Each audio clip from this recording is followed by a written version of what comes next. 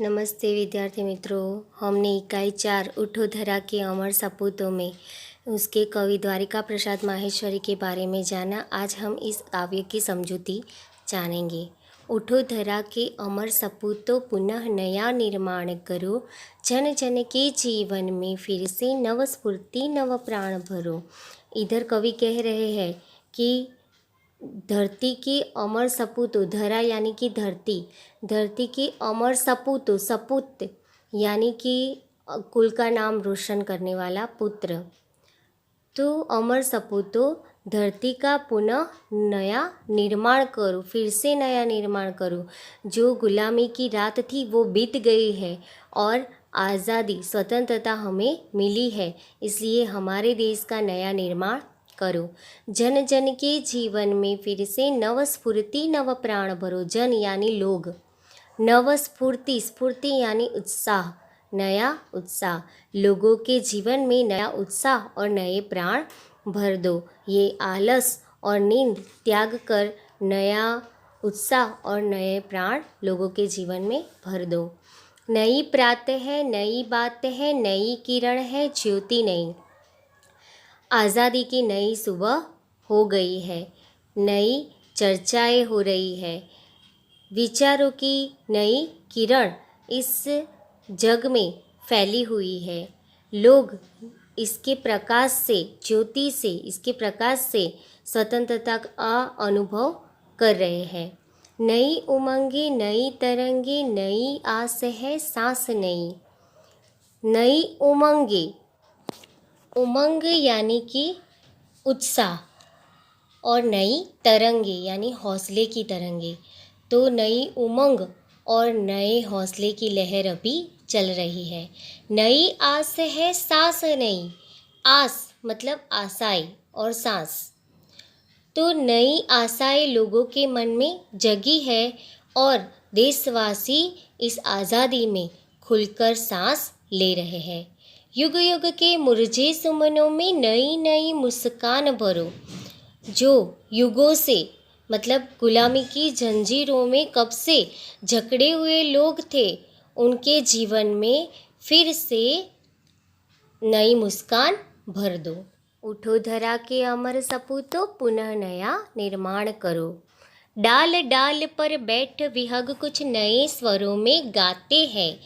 डाली पर बैठकर जब विहग यानी पक्षी कुछ नए स्वरों में गाते हैं, मतलब कि प्रकृति भी हमारी आज़ादी का आनंद ले रही है। गुन गुन गुन गुन करते भौरे मस्त उधर मंडराते हैं। जब पक्षियों की नवीन स्वरों में हमें नवीनता दिखाई दे रही है, ऐसे ही भंवरे गुनगुन करके हमारी आज़ादी का गीत गाकर खुश हो रहे हो, ऐसा हमें लगता है। नव युग की नूतन वीणा में नया राग नव गान भरो। नव युग ये आज़ादी का नया युग आया है, उसकी नूतन वीणा में, उसमें जो हमें देश में रहना है, नया देश बनाना है, उसमें नया संगीत और नया गीत भर दो। उठो धरा के अमर सपूतों पुनः नया निर्माण करो। धरती के अमर सपूतों, उठो और धरती का फिर से नया निर्माण कर दो। कली कली खिल रही इधर वह फूल फूल मुस्काया है। ये जगत के उद्यान में, जगत के बागीचे में जैसे कलियाँ खिल गई है और प्रत्येक फूल मुस्कुरा रहा है।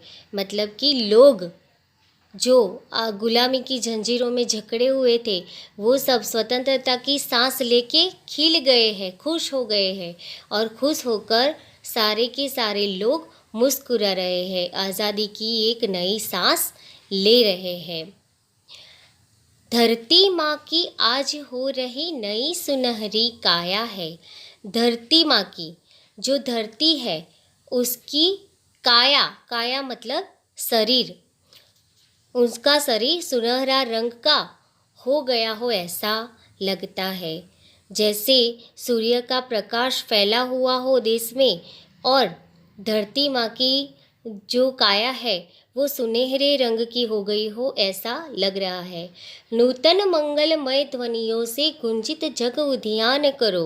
नूतन नए नए मंगलमय यानी पवित्र ध्वनियों से ये जगत के बगीचे को गुंजित कर दो। उठो धरा के अमर सपूतों, पुनः नया निर्माण करो।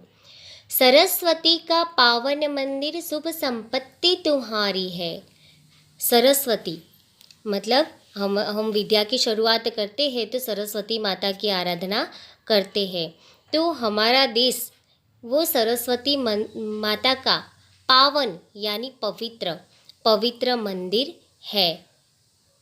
शुभ संपत्ति तुम्हारी है। उनकी सारी विद्याएं जो है, सरस्वती माता की सारी विद्याएं है, वो तुम्हारी संपत्ति है। तुम में से हर बालक इसका रक्षक और पुजारी है। तुम में से प्रत्येक बालक इस विद्या मंदिर का रक्षक और पुजारी है। सत सत दीपक जला ज्ञान के नव युग का आह्वान करो।